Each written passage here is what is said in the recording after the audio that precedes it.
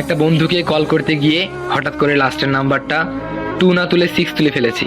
Call চলে গেল, দেখলাম যে একটা মেয়ের ভয়েস। সেই মেয়েটা বলল, হ্যালো, কে আপনি? তখন আমি একটু থমকে গেলাম, কি ব্যাপার? আমি ফোন দিলাম আমার বন্ধুকে, ধরলো একটা মেয়ে। তার তো কোনো বোনও নেই, আর তার তো মা অনেক আগেই মারা গেছে, তাহলে ফোনটা ধরলো কে? তারপরে আমি কথা না বলে ফোনটা কেটে দিলাম। এরপরে সেই নাম্বার থেকে SMS আসলো, আচ্ছা কে আপনি?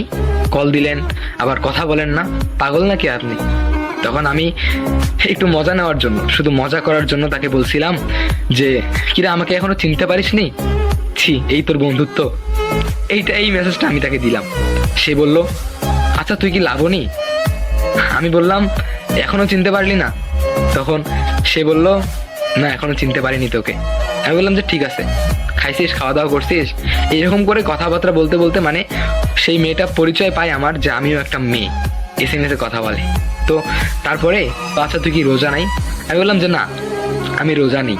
তখন সে বলল, এখন আমি তোকে চিনেছি, তুই হলি আমার সেই মোটি বান্ধবী যে এক মুহূর্ত খাওয়া ছাড়া কিচ্ছু বুঝিস না, তুই শুধু খাওয়া খাওয়া করিস। হ্যাঁ আমি জানি তুই আয়েশা।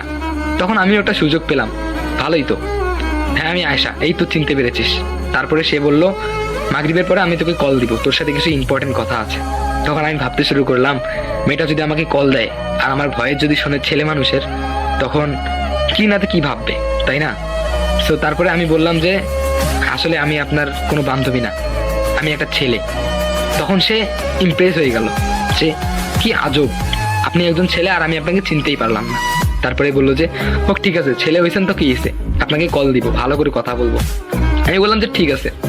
তো মাগরিবের পরে সেই মেয়েটা আমাকে কল দিল, আমি রিসিভ করলাম, বললাম যে হ্যালো, আই এম সরি, প্রথমেই সরি বলতেছি, কারণ এইভাবে কথা বলাটা আমার উচিত হয়নি। তখন সেই মেয়েটা বললো যে আপনার নাম কি? তখন আমি বললাম আমার নাম শরীফ। তখন আমি বললাম যে আপনার নাম কি? তখন সেই মেয়েটা বললো আমার নাম জবা। তারপরে আমাদের অনেক কথা হয়। তারপরে হঠাৎ করে আমি একদিন জানতে চাইলাম আপনার বাসা কোথায়? তখন সে বলল কুড়িগ্রামে। আমি এটা শুনে অনেকটা থমকে গেলাম, কুড়িগ্রামে? সেখানে তো আমারও বাসা। তারপরে আমি বললাম যে কুড়িগ্রামে কোথায়? তারপরে সে বলল উলিপুরে। আমি বললাম যে আজব তো, উলিপুরে কোন জায়গায়? আমার বাসা তো সেম। তারপরে সে একটা এলাকার নাম বলল, আর সেই এলাকার পাশের এলাকাতেই আমার বাসা।